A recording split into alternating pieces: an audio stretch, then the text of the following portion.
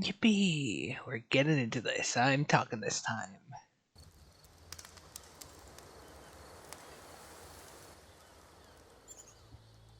The machine.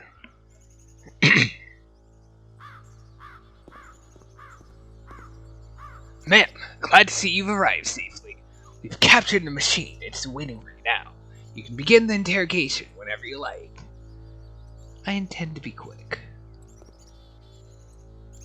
Very good.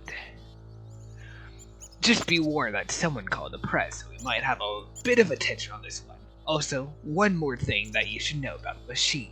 It calls itself Coda.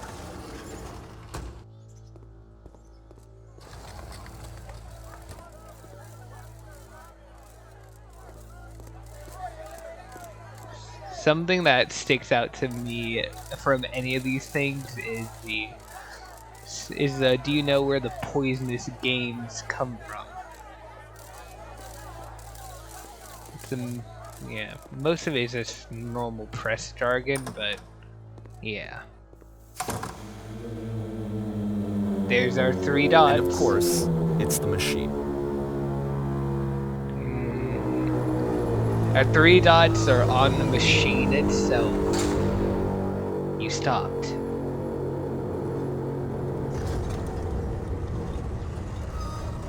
Your work was keeping us healthy. Those people out there, can you imagine what pain you put them through? You have to admit to the people that you allowed them to suffer.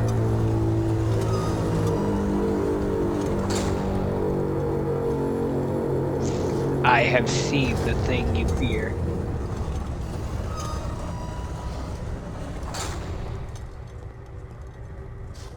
Alright then, I will speak to them for you.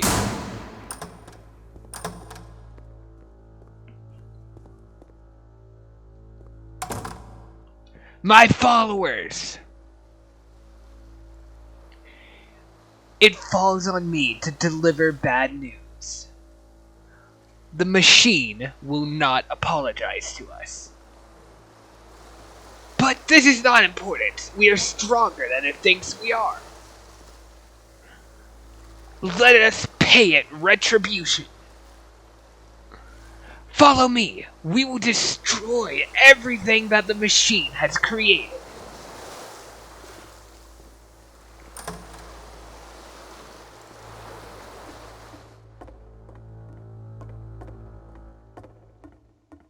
And we're here on the stage.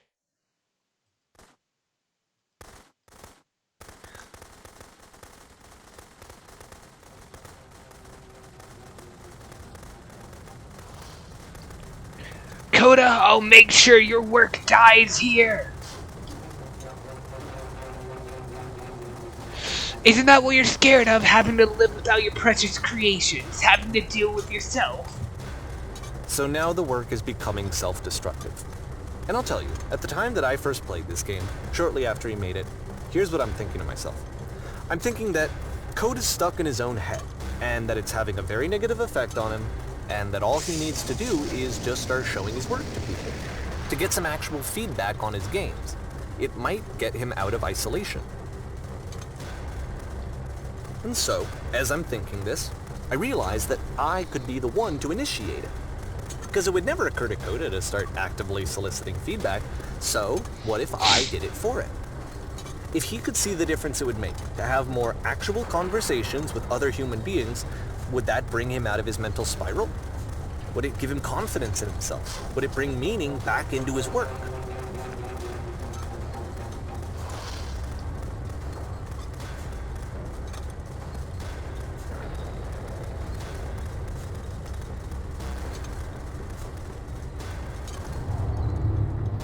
So I started showing Coda's work to people. I took this one, and the islands which you just played, the theater, the notes, the house cleaning game, and some of the prison escape games.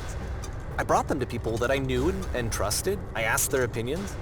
And the great part is that they really loved his games. You know, the point of it all was just to give him some external reference point, but they genuinely loved his work.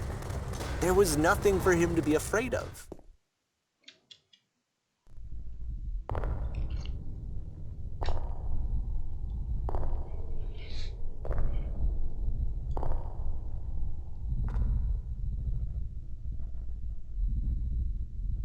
put down your weapon.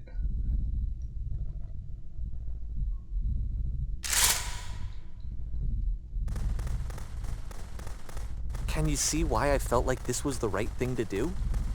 Because it's the thing that I always feel like I need, to be told that my work is good, that I am good.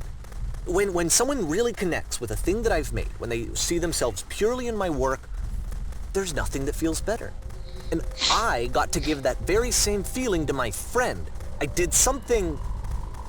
I really felt like I'd done something good, like I was a good person. I felt like there was a friend who was in trouble and was unhappy and maybe didn't like themselves, and I could fix it. If I could give him this gift, maybe I could fix the problem. When they told me how much they enjoyed his games, it was the best feeling. It was the absolute best feeling. It made me feel so happy. So beautifully, beautifully happy.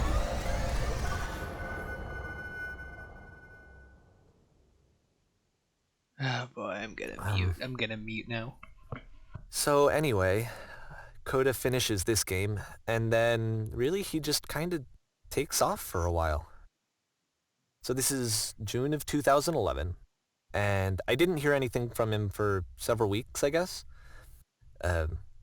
And so out of nowhere, one day I get an email, and it's got a private link to a new game of Coda's. This one is called The Tower, and to my knowledge, it's the last game that Coda ever made. So let's take a look.